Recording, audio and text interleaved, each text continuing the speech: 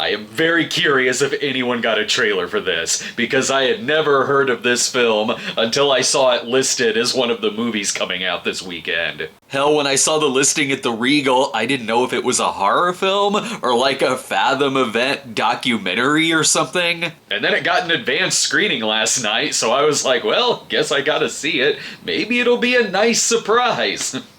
It isn't.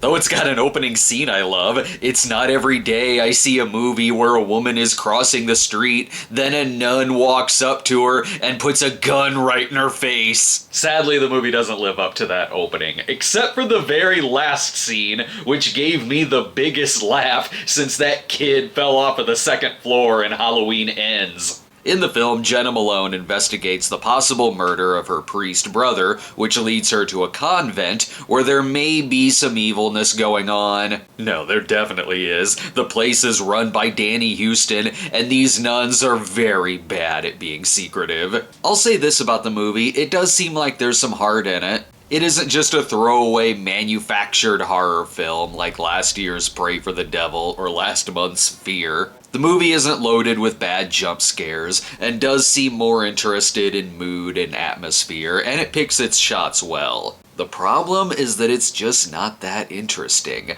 I was waiting for it to pull me in, and that never really happened. The plot is kinda derivative. The characters are bland, with the exception of one of the nuns, who doesn't say a word in the film, but steals her scenes. I want to see this actress in more stuff. There's some pretty silly imagery in it sometimes, like nuns jumping on a man to torture him, or some bad special effects when nuns jump off of a cliff. There's also scenes that feel like they were added way late into either the writing or the filming, like these scenes where she and other characters are in an interrogation room only so they can sum up sequences we just saw in case the audience is confused. There's scenes later on with this cop outside of the police station that seriously feel like he was edited into them, with no one else interacting with him.